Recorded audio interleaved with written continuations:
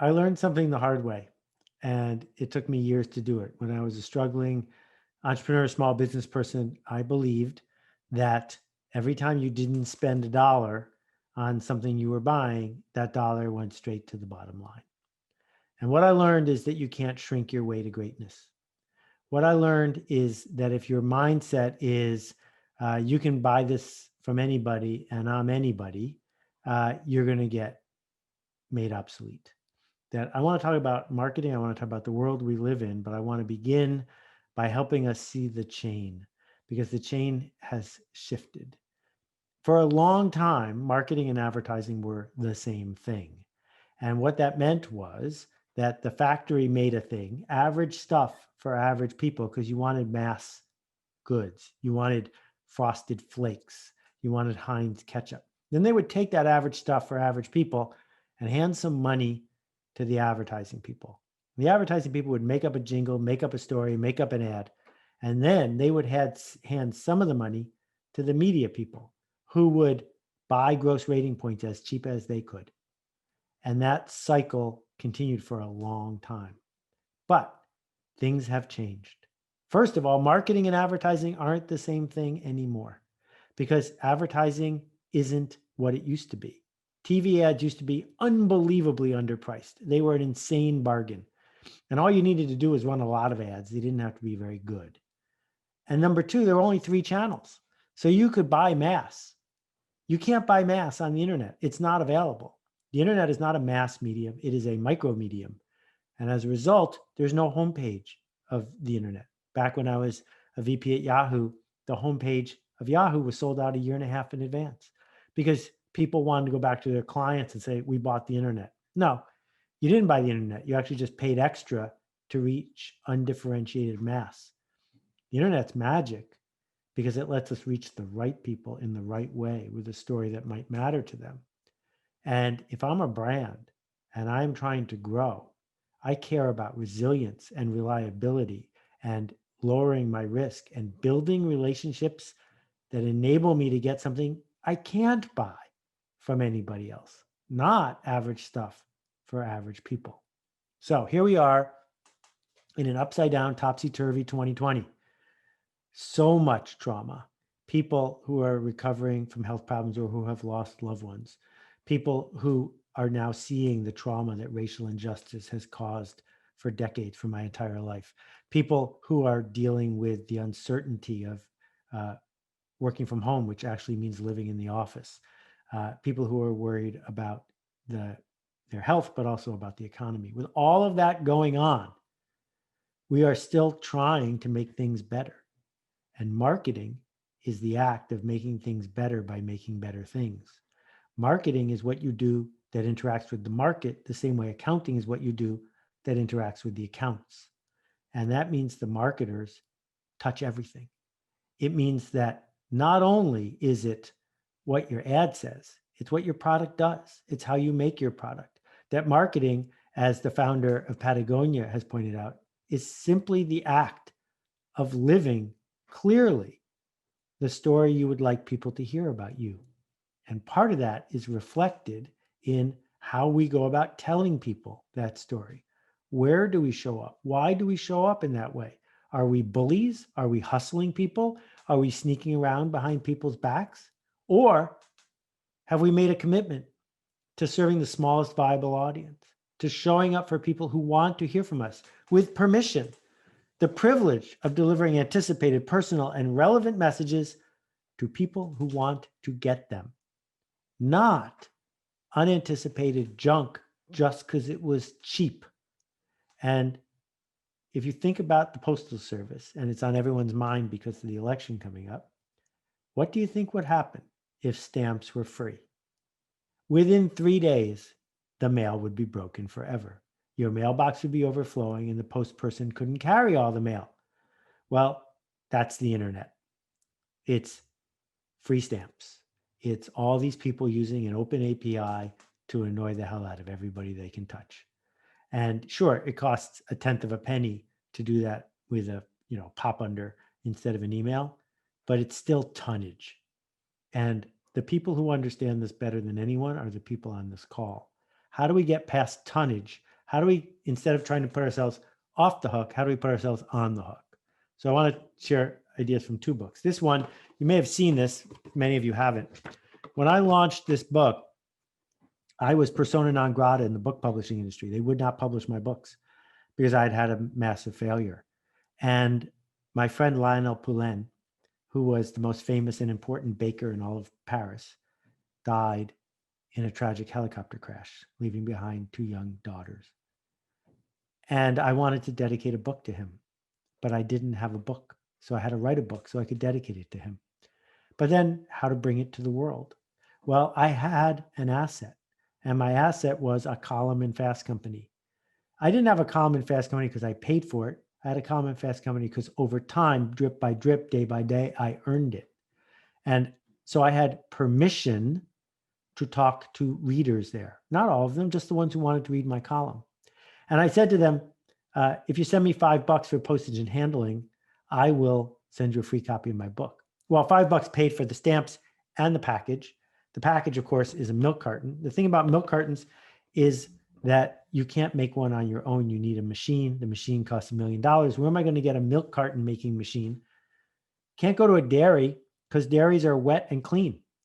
But I realized Epsom salts are dirty and dry. So I got the guy at the Newark Epsom salt factory to shut down his Epsom salt line for a day and make these. And I shipped it with the book in to the 5,000 people who paid me $5. Why did I put it in a milk carton?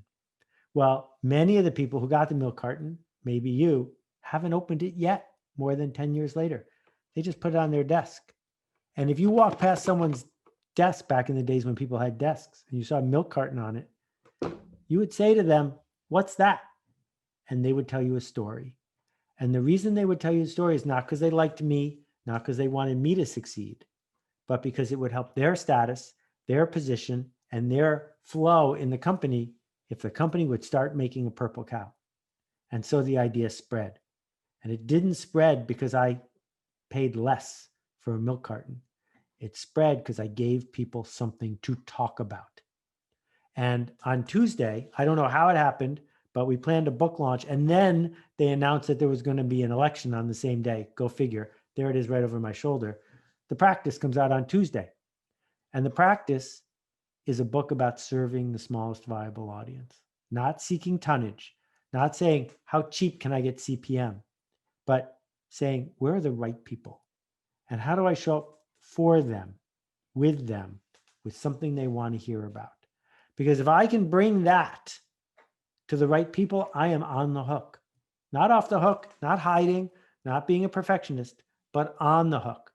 Doing work I'm proud of for people I care about. Maybe work that they will choose to tell the others. So when I think, for example, about the world of podcasting, I saw the demise of certain kinds of podcasting about 5 years ago. And the reason is simple, because if you give certain industries one number, all they're going to do is compare one number. And the number in podcasting, CPM. What's your CPM? Well, I got to tell you, the CPM for a mass market podcast like Joe Rogan with Alex Jones on it is way lower than the CPM for someone like Roman Mars or me, because he's got tonnage. So go by tonnage, because all ears are the same, except all ears are not the same, because the context matters, because where you are tells a story about what you are bringing to the table. And so part of your job as marketers is to go upstream, to not only spend time in the agency, but spend time with the designers, spend time with the CFO, help her understand that if you can measure the pennies, that doesn't mean you're measuring the right thing. That understanding where to put the story will change the story. And we can make a product that matches the people we are able to reach. And we're not going to reach them because we're the cheapest. We're going to reach them because we're part of a community like this one that Mike and Tina and others are building. Because the thing is that we are only as good as the people around us, the people that we are connecting with and leading and being part of and learning from. And so the idea of The Practice is that you need to find 3 or 4 people and hold each other accountable. That here you are in this circle in the end of October, But in November and December and January and February, you can meet. You can meet with the others. Use the chat right now. Go find 3 or 4 other people. Meet once a week. Connect. Tell each other stories. Tell each other the truth. Figure out how to hold each other responsible as your industry cycles up. Because the problem with a race to the bottom is that you might win, and then you have to live at the bottom. Or worse, you could come in second, and then you have to live at the bottom and still not get very much. So I got just a couple stories to tell, and then Mike will join me and we'll answer some questions. If you've got them, you can post them in the chat. I miss road trips, and one of them I used to do every summer, 42 years. This would have been 43, up to Algonquin Park, Canada, the most beautiful place on earth. And to get to Algonquin Park, you fly to Toronto and rent a car, but then you got to take the Highway 400 to Highway 11. And Highway 11 is basically an outdoor strip mall, one rundown place after another. Place that sells muffins, place sells fireworks, another place sells muffins, place sells coffee. There's a place that sells propane and fireworks in the same facility. I didn't stay there very long. And you're going along, and every one of these places is run down. You know why? Because there's another one right around the corner. It's 50 miles of this. But then you come to Weber's, and Weber's is a hamburger stand, and there's always 40 people waiting in line. I stopped there, and I'm a vegetarian. And the question there is, why do people stop at Weber's? Because there are other places that'll sell you a hamburger. And then less than a mile away is a little shack called Candy Shop. It's run by a woman named Rita. I stopped by when she was only a couple of years open, and it was crowded. And I'm like, Rita, what's going on here? Well, we got to talking. The average customer spends $60 on junky, weird candy from all over the world. She and her husband were making $150,000 a year in profit. What's going on? Well, I'll tell you what's going on. When you get up to the cottage or you get up to summer camp, you got something to talk about. Did you stop at Weber's? What'd you get at Rita's? And that conversation, that is what has built every brand that matters. It is that conversation, which is driven by product, not by hype, that determines who's going to come out where. And the second story happened on a road trip I took overseas to help Acumen, which is a charity I've been working with for more than 10 years. And to get to the village where I was working, we had to get in a van. It drove on the wrong side of the road, but that's my perspective anyway. 8 people, and the driver was in a hurry. It was an 8-hour drive on a 2-lane road, 1 lane in each direction, breakneck speed, a lot of honking. Every time there was a car in front of us, or a truck or a bus, he'd pull right up to the bumper, honking, honking. Can he get past? Can he get past? Then he'd zoom around it. And he did this for 4 hours, my life passing before my eyes. And finally, there were no cars left in front. You know what he did? He slowed down. Because his instinct was, I just got to go a little faster than the person in front of me. And that was the wrong instinct. The right instinct was to realize that when the road is open in front, it's possible to lead. It is possible to lead when you are surrounded by people on a similar journey. And I got to tell you, 2020 is a year no one wants to relive and everyone wants to forget. But it is also a year when all the traffic in front of you moved out of the way and there is no one in front of you. And the question is, how fast do you want to go? How much do you want to lead?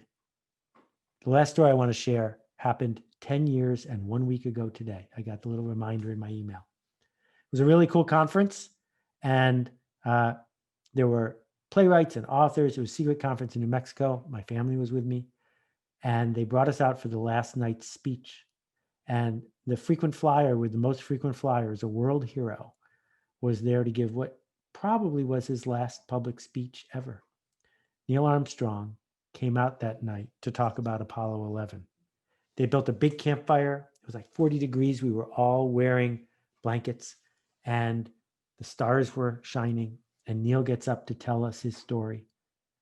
And as he begins talking, the biggest full moon I've ever seen starts to rise over his shoulder.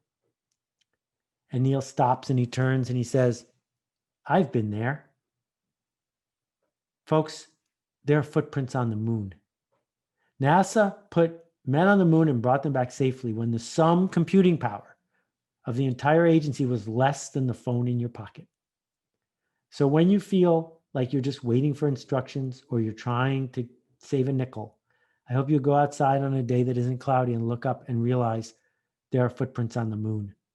And somebody on this call, someone in this community is going to show up and lead. And that's what we need. That's how we will make things better, by making better things. Back to you, Mike. Wow, great story. I can't wait to get up to Weber's and try all that out. We've got a couple of roads like that in Massachusetts as you go down Cape Cod and you get onto the Cape and you get to your destination. You're like, wow, I found this place with the most amazing saltwater taffy. And then the question only becomes, well, which one was it, right? So I've lived that a lot of times in the back of station wagons as a kid, and now with my kids going down the Cape. So thanks for that. Just amazing visually storytelling, which you're so great at. I wrote down a couple of things because a couple of things that you talked about. You can't shrink your way to greatness is very much a thread of what we've heard all day today inside of this. And we've got, as I told you earlier, we've got brand side procurement and sourcing folks, which is what the Procurement Foundry is all about. And we've got agency folks, and we've got marketing and advertising support systems, which are those folks are handling both agencies as well as in-home procurement folks now. And one of the big themes for the day was talking about cost, and everybody's getting back to cost. And because we're procurement people, everybody thinks we want to lead with cost.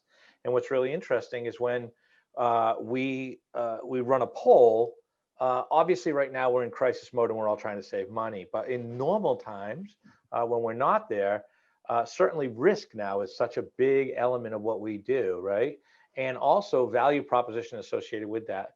So can you tell us a little bit more about your thoughts on not shrinking your way to greatness and how we might be able to take something away from that? So which costs more, a Starbucks coffee, a Dunkin' Donuts coffee, or a coffee at home, right? Yeah. Why doesn't Starbucks open their branches in the cheapest possible dumpy locations? Which is better, knee surgery done by a cut rate person in a shopping mall or knee surgery done at Boston General Hospital?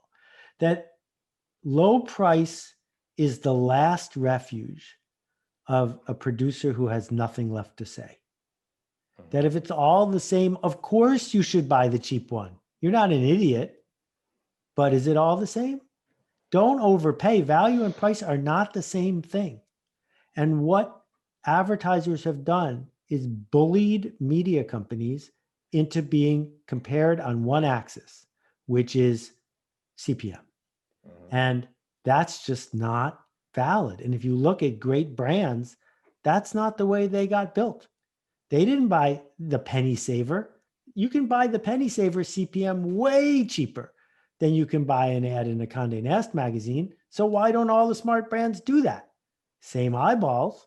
And the answer is simple. Is the media company selling you something you can't get from someone else? And it's not just the audience. It is the resilience, the trust, the avoidance of risk. So you said, we're in crazy times, so we're all trying to cut costs. Wrong question, right? It's not how do I cut my costs? It's where do I increase my value? And value is got two pieces. One, how many pennies does it cost me? But two, how many dollars does it make me? And with all these algorithms and all the nonsense of sort by price that Google and others have brought forward, we forgot to ask the second question. And so it's a race to the bottom. And my point is, if you're being pushed to do that, you're not trying hard enough with your boss and your boss's boss. You need to push back. And if you're unable to push back, you should go get another job. Because I got to tell you, if you start racing to the bottom, they're going to find a computer way cheaper than you to do it. Yeah, really interesting perspective on that. Absolutely. I think what I'm hearing you say is, if all you're buying in your marketing and advertising strategy right now is low cost, There's a lot of people in the government that do that as well, and look where that's gotten us, right? So if you're constantly buying low cost, low cost, low cost, then you probably need to be thinking about running away from the low cost provider, right? It's that old adage of, do you want the $50 consultant or the $150 consultant? Well, the $50 consultant is going to take a week to do it, and the $150 consultant or mechanic can do it in about 15 minutes, right?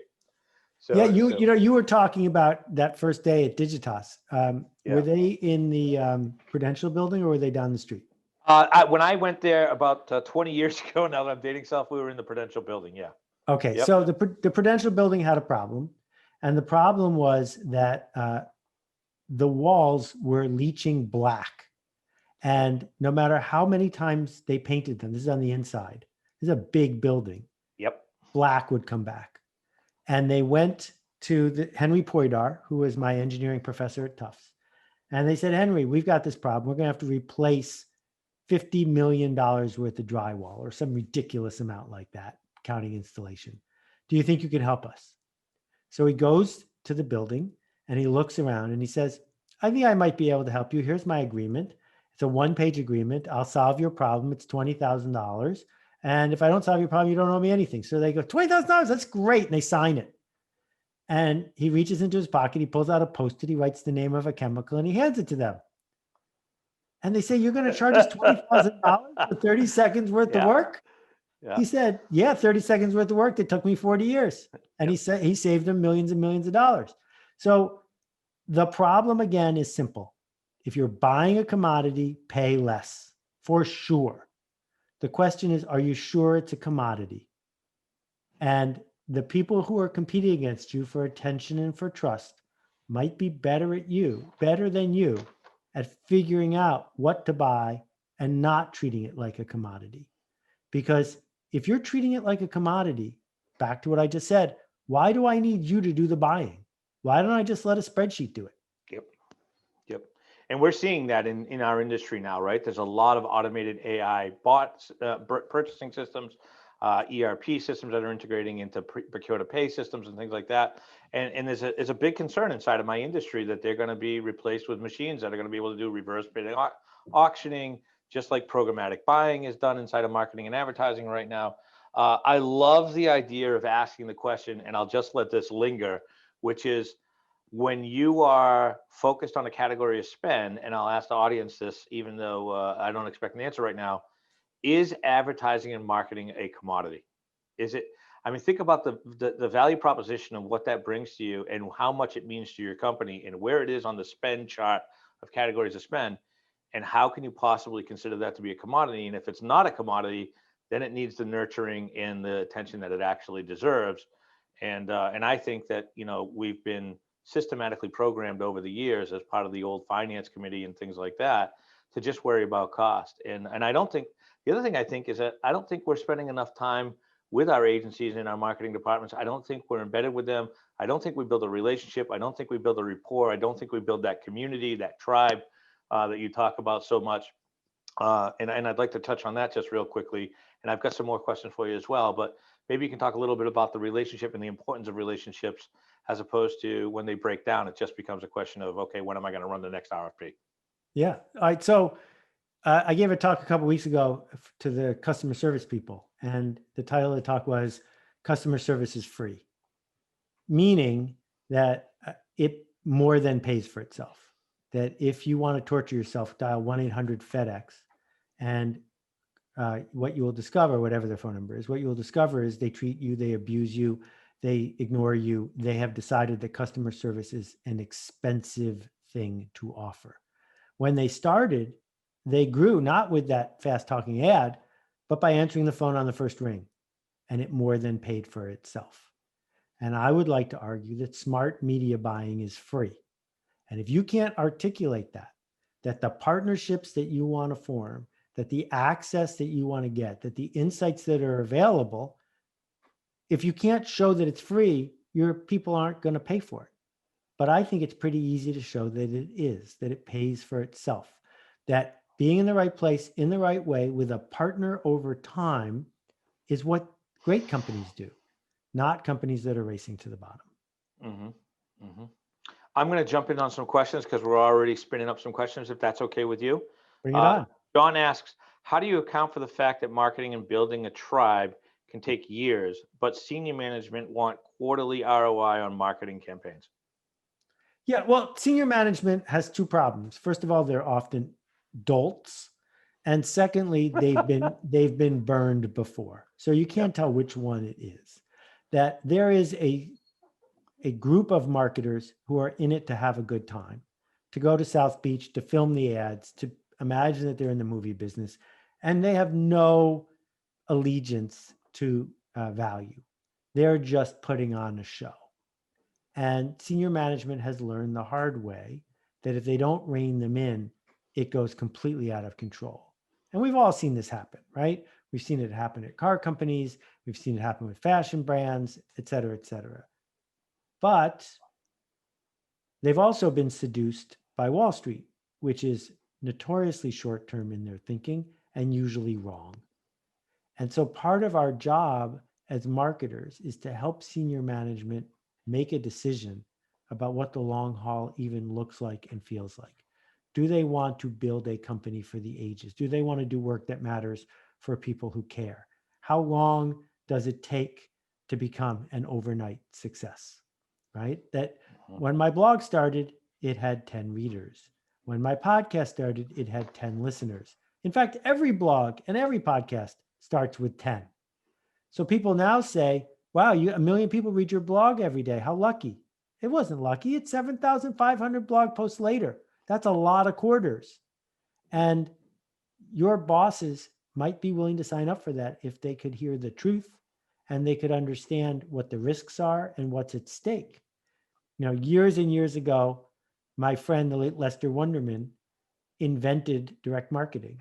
And one of the things he helped invent was the Columbia Record Club, and the other one was the American Express card.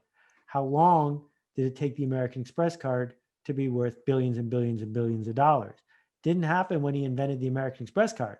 It happened somewhere after that. And it happened because they stood for something and they built it one day at a time. Mhm. Wow, amazing. Um, I want to talk a little bit about. I want to switch for a second over to community and the procurement foundry, and take a moment to talk about that and how I kind of see. And you're absolutely right. A blog starts with 10 people. Procurement foundry started with 2 people, me and one other person talking about contracts, and now we're up to 3,700 people, even though we're a closed community. And you mentioned something else too about noise factor associated with open environments, right? Um, so we're seeing amazing growth in what we're calling, or what I've been told is the micro community evolution of the tribe, whatever it is. Can you tell us a little bit about your thoughts on that and where you see this all going from open systems to closed systems, micro communities, and things of that nature? Sure. So for those of you who maybe didn't get to read Tribes, it would be really unusual if you had a tribe. You probably don't. You might narrate for a tribe, you might connect a tribe, but the tribe will exist even if you go away. And so Seth Godin doesn't have a tribe, but there are circles of people who are aligned in their interest, in their dreams and their goals, and I can serve them. And that's a big shift because as long as I realize they're not mine, I'm not tempted to control them or milk them for something. And these communities, there are more of them than ever before. And what we find is that mass communities in which anonymity is permitted, which are open, inevitably, Godwin's law, devolve into angry masses of people who don't like each other. Whereas closed, non-anonymous communities enable us to dig deep and be part of something the same way we used to when we were in a village or a hamlet 1,000 or 10,000 years ago. So this is the future. Circles of people who count on each other. And the question is what to do with it. So all of us are smarter than any of us. So what happens when Mark and John and Jeff and Tammy and David get together and tell each other the truth about what they're experiencing? Because that shared knowledge ends up elevating all of them. And so now the people who aren't in the community are left behind.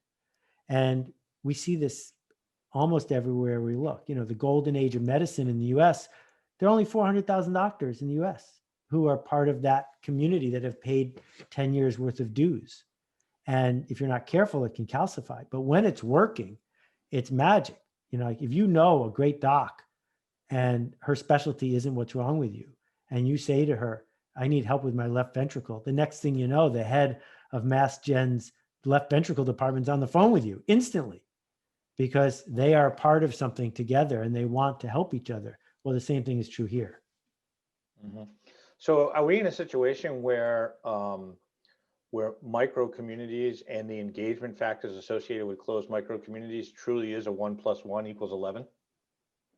Well, maybe I'll say 1 + 1 = 5, but yeah, I mean, Okay, we I'll have take to, that. we have to acknowledge that your customers now know more than you do. That wasn't true if you went to buy a car 20 years ago, the dealer knew more than you do. But now in almost every field, it's very hard to have concealed information. But what is possible in closed communities is to share real insight with people you trust. So one short story about this, AOL was my biggest customer in 1992. I started one of the first internet companies, and AOL invited a whole bunch of us to their providers to a conference to hear from Steve Case and others, Ted Leonsis. And there were maybe 150 of us there in the audience listening to their plans for the future. And then a guy named Tom, who had one of the providers to AOL, invites 20 of us up to his suite to, quote, hang out in the hot tub. Well, what he actually did was he gave us a chance to each lay out our contract with AOL. And the 20 of us all saw all of our clauses with our biggest supplier. And we each took the best of the 20, and all of us got a better deal next time around. Because that shared information that AOL couldn't imagine we would share with each other became a mutual asset that was mutually beneficial. Mm-hmm. Yeah, really, really interesting. I want to jump in on a couple of things. I got a couple more questions too. Let me ask another question from the audience. Barry says, knowing procurement is measured by cost savings, what are your thoughts on how we get how we can begin to change the conversation from savings to value with both procurement and the internal customer? I know we touched on this a little bit, but Barry's talking a little bit more about the relationship between, hey, procurement is being forced to save money. How do we change that conversation at the level of the CMO and the level of the CFO? You know, what I write about in the practice is we need to ask who's it for and what's it for.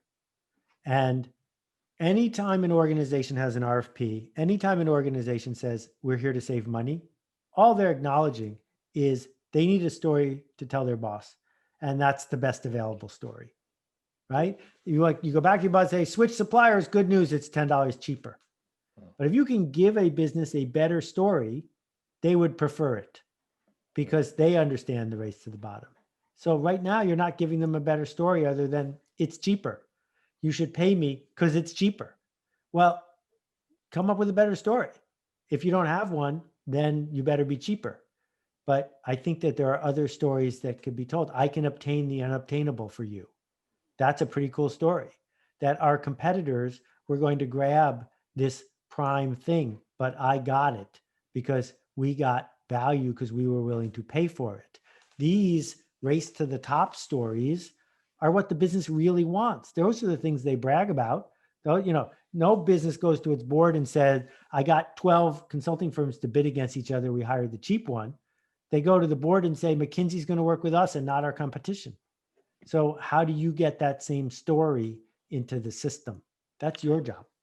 That's some great insight, because what's happening right now due to COVID is a lot of us in procurement and sourcing are, for the first time in a very long time, getting a seat at the table. And I don't want to use that cliche all the time, but we're not going to keep the seat at the table if we don't race to the top, right? Yeah. And if we don't have a really good value proposition as to why we should be there, bring innovation and strategy as opposed to continuing down the tactical path that we're on today, just trying to carve costs. Yeah, another great example. Japan beat the US in cars, and it happened during the 1970s. I podcasted this last week. A plant manager at a Chevy plant had his people go out and buy 4 Japanese cars. And in those days, the way American cars were put together is that every worker had a rubber mallet. and every single part you had to bang in with the mallet. It was considered a rare exception that it simply fit.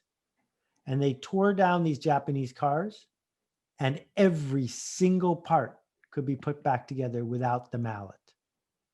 And the executives in the US looked at this and they said, the customer doesn't care. And of course, they were wrong. The question is, how did Japan do it? They did it instead of driving their suppliers to each be the cheapest that got close to spec. They said to a supplier, it's okay with us if you're not the cheapest, but it has to match spec. And if it doesn't, you lose all of our business. So instead of challenging their suppliers to become the cheapest, they challenged their suppliers to become the best. And if you put nothing but the best parts together, you make a better car. That was $1 trillion decision. I want to jump back to something you said earlier, which is the idea that everybody knows everything now, and there's really not a lot of unknown information, right? Especially inside of procurement and sourcing these days. So essentially, if everybody knows everything, now it all becomes about relationship management, right? And building relationship and being a trusted advisor. So are you saying in the B2B space anyway, where you've got a bunch of people trying to sell to procurement and procurement's trying to buy something, now that everybody knows everything across the table, it really comes down to positioning yourself and your products as a thought leader and as a trusted advisor in building that long-term relationship versus chasing somebody down the hall and trying to stick a quote in their back pocket. Yeah. I mean, wherever possible, technology wants to run an auction. And Facebook and Google are clearing almost all the value off the table by pitting their advertisers against each other in an auction. Right. And if you are participating in those auctions, you're not adding any value. You're just not. Why did we pay you to go to work today? A computer could have participated in those auctions. Right. Your job has got to be to figure out who's on the other side and to give them a story they can tell their boss so you can bypass the auction. So you can get something that's not for sale to anyone else, so that you can bring these special moments back to your client, because those change the game. And it's hard to think of almost any other industry that races to the bottom more than this one, because what you sell is created in huge quantity in real time at the speed of light, and it doesn't take up any physical space. And so it's an auction all the time. And I just don't think that's a game you want to play. If it's okay with you, I told you earlier that I want to do a quick speed round with you. We've Let's only got go about for it. 4 or 5 minutes left. It's an answer or a pass, however you feel fit. Okay. So I want to peel back the onion a little bit on the Seth Godin on the onion. What do you do when you're not doing this? What's your favorite hobby? What do you do? I cook dinner for my family every night. I just made a canoe. I carve canoe paddles, and I listen to jazz when I can. Fantastic. You carve canoe paddles. Favorite sport, favorite team. Do you have one? Organized sports are a real problem for me. I don't understand it. I'm from Buffalo. That's part of the problem. Buffalo Bills, Buffalo Sabres, Buffalo Braves. You get the idea. I love skate skiing, and I am hopeful that this winter I will be able to do it. Fantastic. What did you want to be when you were 10 years old? Okay, I'm going to change it slightly to 14 years old. All right. You're not going to believe my answer. Shoot it. I wanted to do this. Really? Amazing. Yes. I had a letter to the editor published in Forbes magazine when I was 14. And I wanted to have a column in Forbes magazine. And I wanted to be a teacher. And I can't believe the world has organized itself so that I get so close to that dream. Being a teacher is a privilege, and I pinch myself every day. Great. Last book you read that you didn't actually write? There's a book called Caste, C-A-S-T-E, by Isabel Wilkerson, and it has completely changed my life and the way I see the world. So it's not quite the last book I read, but it's another chance for me to tell people that it's a super important book to read. Fantastic. Morning person or night owl? Oh, I'm asleep by 9:45. Fantastic. Okay. Even when I travel, I have to go to bed at 4 in the afternoon. Really? Yeah. All right. Hold on 1 second. Sorry about that. Rank these 4 things in your routine: books, blogs, vlogs, or pods. I read 150 blogs a day. I skim 1,000 books a year. I watch videos online at high speed until I get to the parts I really like. And there are a few podcasts I have listened to every episode of, including Brian Koppelman's The Moment and Roman Mars's 99% Invisible, especially Mystery Show, episode 3, the single best podcast episode of all time. She made it to episode 5 before she burned out. But if you get one thing out of this, you might go listen to Mystery Show. Fantastic. I got 2 minutes left. I'm going to leave with a question from the audience.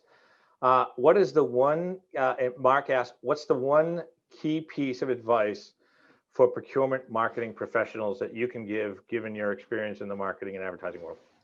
Be a professional, right? You're not in the procurement business. You're in the professional business. Professionals eagerly send people to others if they can't do the work. Professionals push upstream and demand dignity and respect for the work they do. Professionals hold themselves to a higher standard. Professionals are constantly reinventing who they are and what they do. Procurement is just the label you've got right now. But deep down, if you're on this call, you had so many other things you could have done today. You're on this call because you're a professional. I like professional shopper personally. Anyway, want to thank you for your time. Absolutely amazing. Do you have anything coming up that you want to tell us about? Anything dropping? What's happening? What do you got? Tuesday. I hope you like Tuesday, it. the practice. Love it. Absolutely. So get out there on Tuesday and grab his next book. But vote first. Vote first, then go buy the book. Seth, thank you so much. Really appreciate it. Amazing insights. Thanks for helping us be and focus in on our tribe and our community. It's just been a wealth of knowledge, and thank you for helping me check off my own personal bucket list. A pleasure. We'll see Take you guys. care. Bye-bye. Keep making a ruckus. Thank Bye-bye. you. Bye-bye.